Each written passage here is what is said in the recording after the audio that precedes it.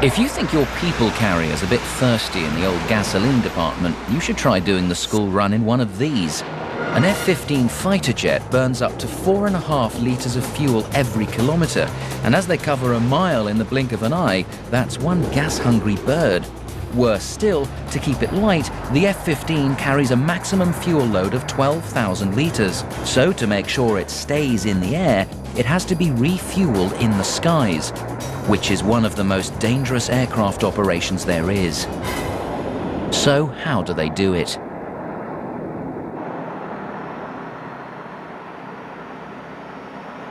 At Mildenhall Air Force Base in the UK, American pilots train every day, practicing this perilous flying manoeuvre: air-to-air refueling. To do this, you need some pretty special planes. And this is where the KC-135 Stratotanker comes in. You also need a crack team of specialized pilots. And they don't come more expert than these guys. The 100th Air Refueling Wing, which is dedicated to this single, highly dangerous task. Today, we're going to follow the 100th on one of its missions.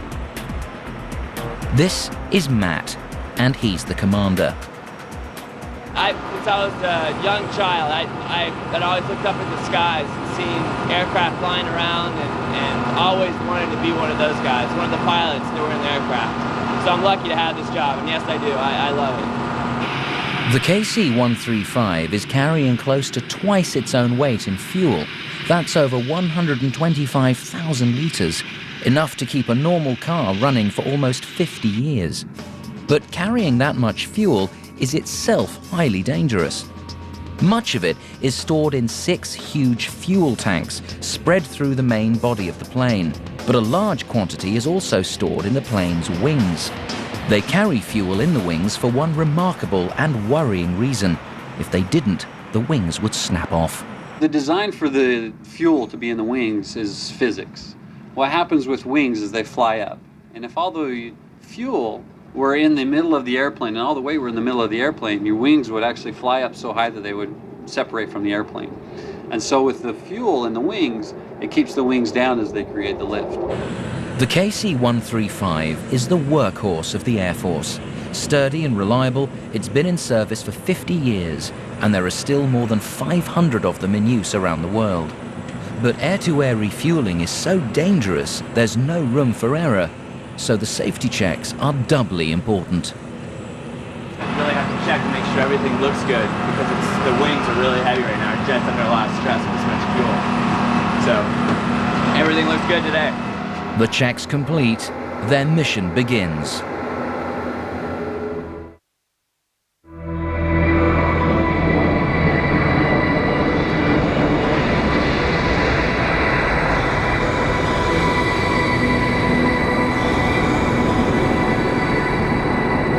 The F-15s which need to refuel are already over the Atlantic. They've just a few hours of fuel left, but the KC-135 is on its way. Before rendezvousing with the fighters, it has another mission. A Hercules transport plane also needs refueling. Using GPS, the crews arrange a time and space to meet up. But once they're within a few miles of each other, the system becomes less technical. They look for each other out of the window. The boom operator, John, is in a tiny compartment on the underside of the Stratotanker. From here, he can see the incoming plane, which is known as the receiver. And right now, we're just waiting for the receivers to come up. The boom operator has sighted the plane, and it now moves closer to the refueling aircraft. After 20 years of doing this, I just hope that the receivers are very stable and we can get the gas offloaded real quick. The receiver has to fly behind and below the KC-135. It's a risky operation, as the receiving plane could easily get caught up in violent turbulence from the massive Stratotanker. With both planes flying at over 300 kilometers per hour, the boom operator has to bring them within just 12 meters of each other. This is the fun part of the job. As the Hercules comes closer, the boom operator uses signals to guide it into the right position. Right about there's 20 feet. But there's still a huge problem, actually transferring the fuel from one plane to the other. On the underside of the KC-135 is an extendable boom. It's the key to air-to-air refueling. And the secret to guiding the boom into position are the two wings mounted either side of it, which can be remotely controlled by the boom operator. I can fly the boom from side to side, up and down, wherever it go, wherever I turn my hand, the boom follows. With the Hercules now in position, the boom operator first extends the boom by a further 3 meters, then, cautiously, a further meter. He's getting nearer the target, but it's only the size of a paperback book, and the two planes are both traveling faster than Formula One racing cars going flat out. This is the moment of truth. The boom operator must focus all his attention on making contact with the other aircraft.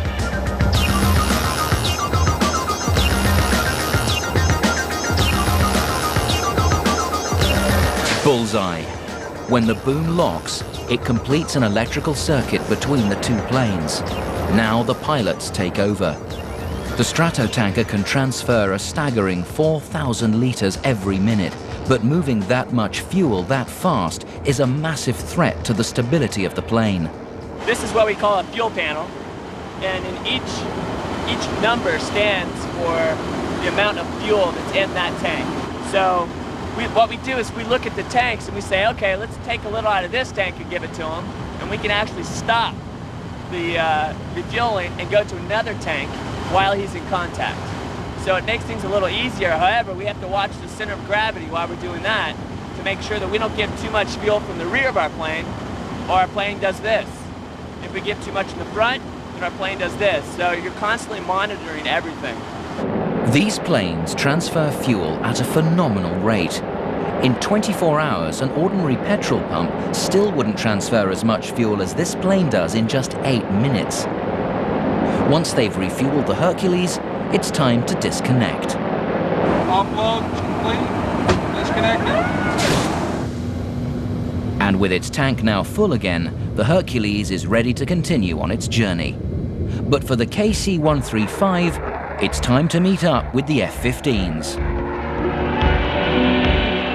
These fighters can't safely fly slower than 530 kilometers per hour, so the KC-135 has to accelerate to keep up with them.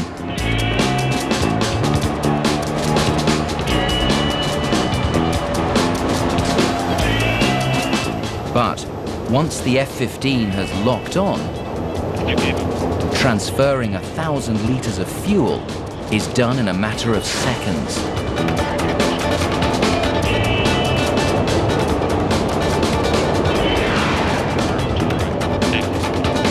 For today, our cruise mission is accomplished. In the time you've been watching this, a Stratotanker will have transferred enough petrol to keep your car running for 8 years.